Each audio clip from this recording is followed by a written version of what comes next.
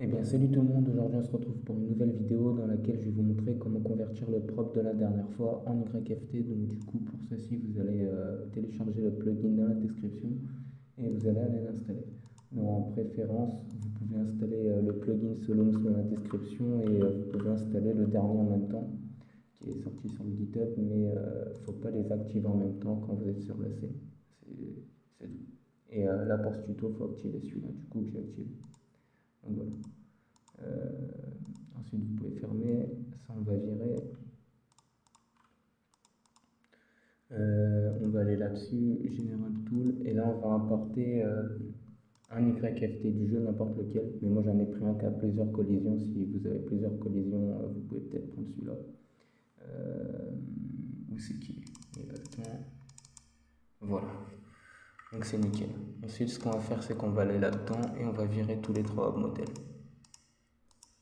Voilà, on va aller dans le load, on va garder le nombre de collisions et de chips qu'on a besoin. Donc moi j'en ai besoin que d'un, mais si vous en avez besoin de plus, vous pouvez en garder plus. Pour les collisions, on va pas les garder, on va remettre la nôtre, mais il faut garder le nombre de chips que vous avez besoin par rapport à vos collisions. Donc,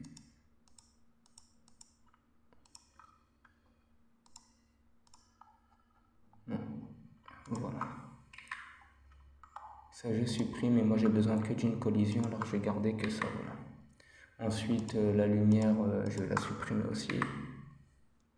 Et voilà. Donc là déjà on peut commencer à le renommer. Donc je vais mettre tuto 3D frag. Voilà. Et ensuite, une fois que vous avez mis le nom que vous voulez ici, il faudra le remettre ici et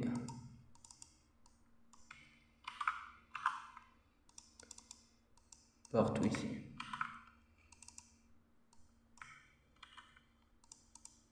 Donc le squelette, on ne peut pas vraiment le retirer, mais ça dérange pas vraiment. Je sais pas à quoi trop à quoi ça sert. C'est pour des animations de mouvement de modèle, mais voilà, si ça va peut-être pas gêner dans votre propre. En tout cas, moi j'en ai gardé pour faire les YFT et ça n'a pas vraiment de trucs particuliers, ça se voit pas en jeu, je sais pas vraiment à quoi ça sert. Donc voilà. Ensuite, oui, donc voilà, vous avez tout renommé, c'est nickel. Une fois que vous avez fait ça, vous importez le prop custom que vous voulez convertir. Donc voilà, en YDR. Et non, c'est celui-là. Et ici, vous allez garder le droit au modèle, vous allez le mettre là. Et là, ici, vous gardez Boon Géométrie BVH, ce qui est au-dessus, vous le gardez pas. Tuto 3D, on peut l'enlever du coup. Ici, dans le scale, vous allez mettre votre modèle avec le nom comme ça. Je vais juste voir un truc. Ok, oui, c'est bon. Voilà, vous essayez de bien mettre le même nom partout comme j'ai fait, ça devrait marcher nickel aussi.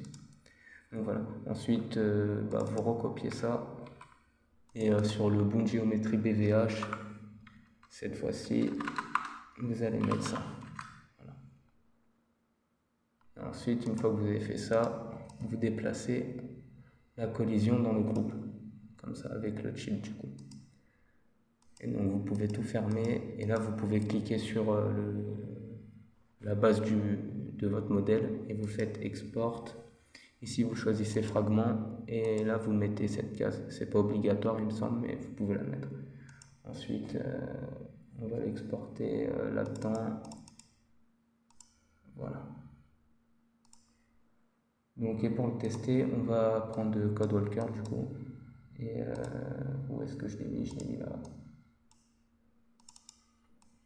Voilà, donc on peut voir que le modèle fonctionne bien. Et je vais démarrer Open4 parce que sur Open4 on peut voir la collision aussi.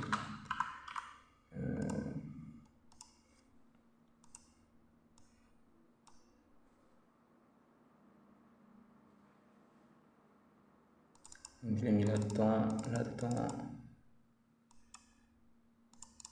Voilà, donc on voit bien que la collision marche bien, la géométrie est nickel aussi. Et dans le skeleton, bah, je sais pas à quoi ça sert. À chaque fois que vous cliquez dessus, ça se met en gris et ça affiche rien du tout. Donc voilà, c'est pas important en vrai.